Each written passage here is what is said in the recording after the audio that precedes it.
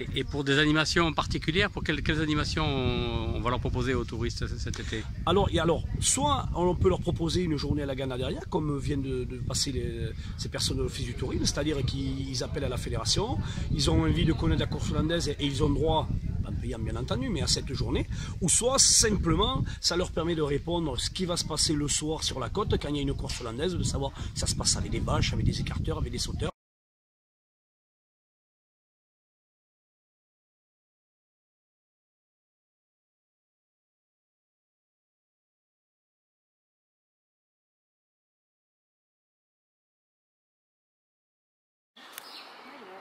On la sent prête à bondir.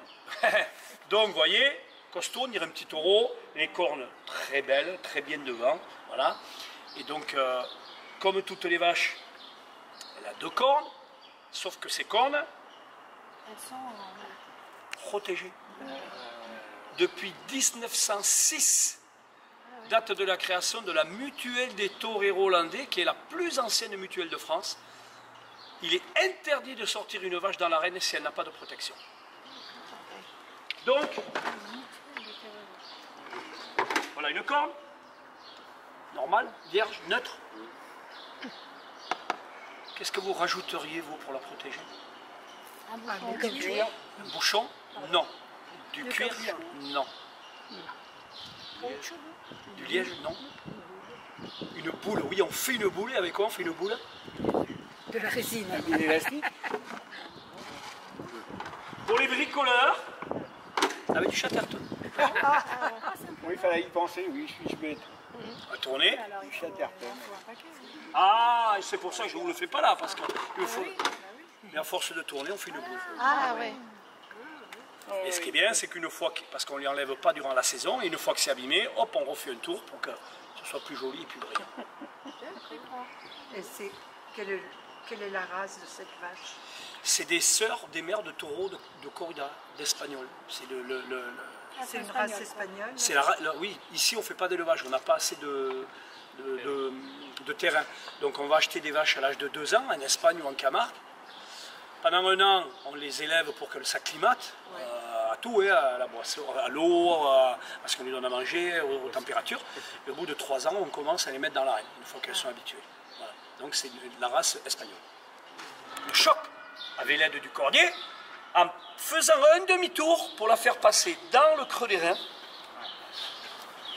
et terminer en regardant partir la vache.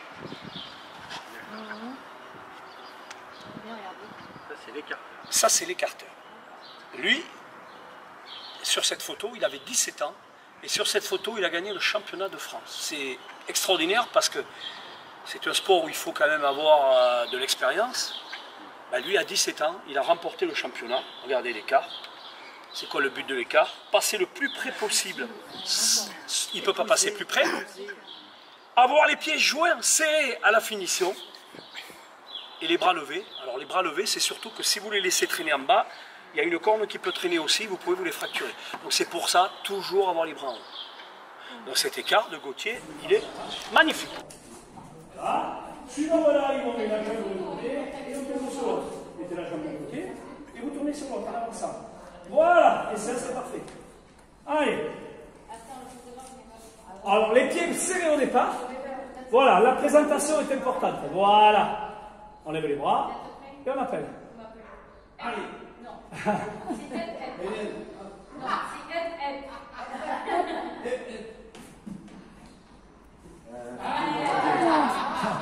On commence, on va le faire. Je vais vous l'envoyer sur cette jambe-là. Celle-là? Ouais. Non, dans l'autre sens alors. Voilà. Voilà. Il y a la borne d'arrosage.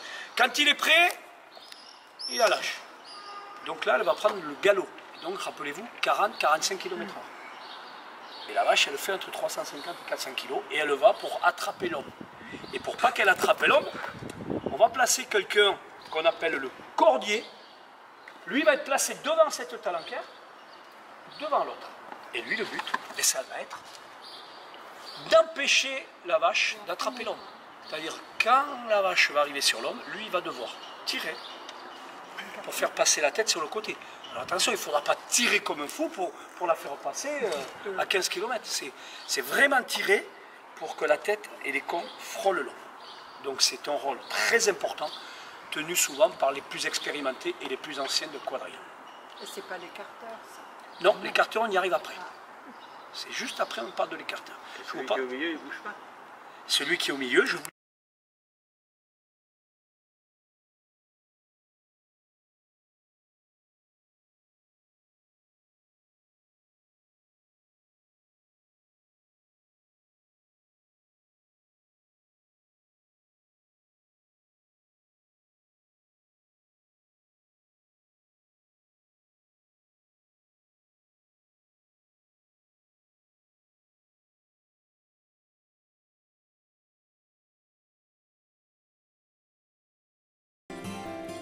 Ces boléros étincelants sont l'œuvre de Florence. Ses doigts de fée et son savoir-faire font de cette couturière un personnage à part entière de la course landaise.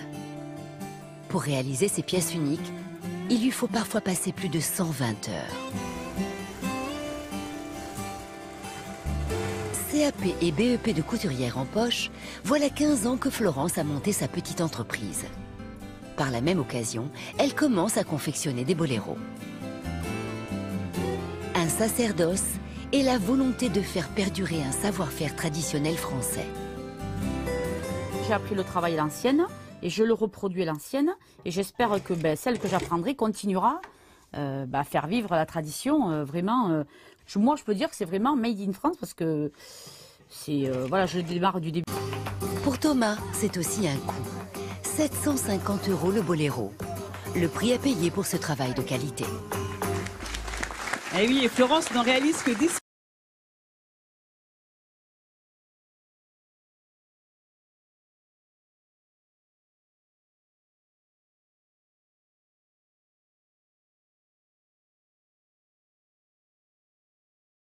Mettre les hommes en blanc pour pas se brûler les mains. Non, pas des gants. Non, ils se mettent je sais plus, des bandes. Alors ils rajoutent des bandes après. Ah bon? Encore du Chatterton. Non, le Chatterton, ça va fumer un peu, non? Non, tout simplement, des protège-doigts que nous on appelle un ditoons, parce qu'en gascon, en patois, on dit udit. Et donc c'est en cuir, et qu'on va mettre au doigt. Alors c'est fait bien sûr à la mesure du doigt, pour pas que ça s'en aille au coup de corps, avec une encoche pour pouvoir plier la main. Et là, j'ai ma corde. Elle ne me brûlera pas les doigts. Mais on voit sur la photo que c'est des pansements. Alors ils mettent ça et après certains rajoutent de l'astoplaste. Lui parce qu'il est cordier donc il en met ici. Mais si vous regardez Jean-François, lui il en a pas. Il a que les ditoons. Et pourquoi vous prenez pas des gants tout simplement?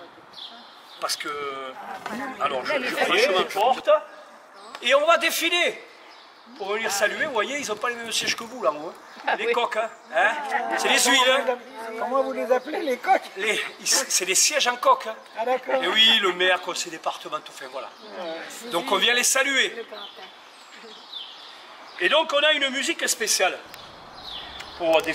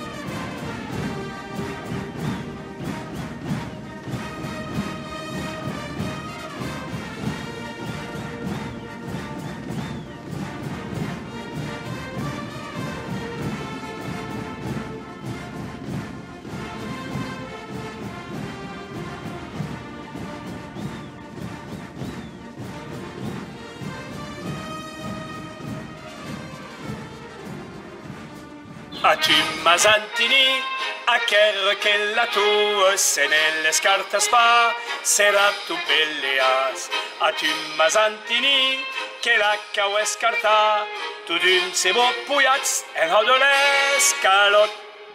Ça s'appelle la marche casarienne. Elle est jouée au tout début de la course pour faire entrer les acteurs. Et elle est jouée à la fin de la course pour faire ressortir les acteurs.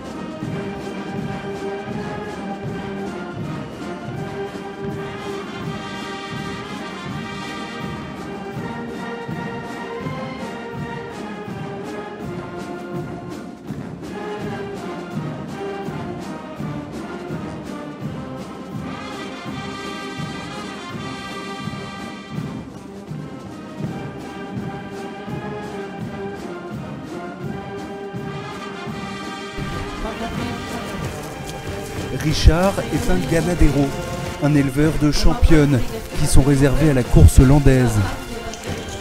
Et voilà encore une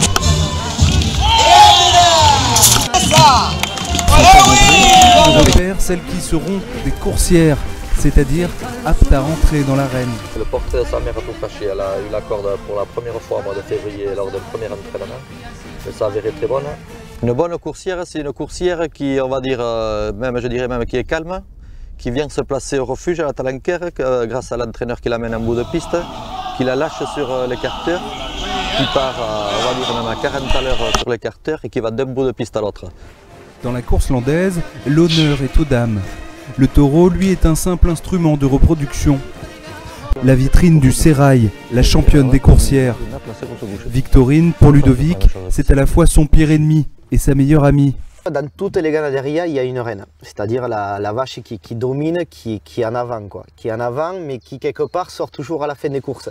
Parce que c'est la reine, c'est comme ça, ça se voit quand elle est au milieu du troupeau, elle impose par rapport aux autres.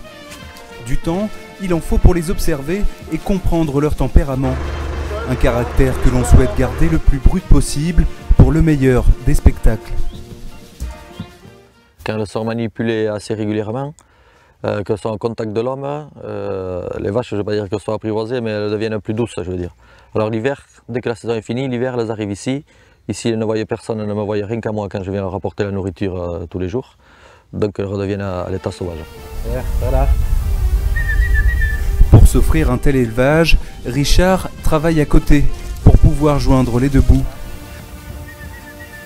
Un bétail dorloté 12 mois de l'année pour 3 mois de gloire l'été.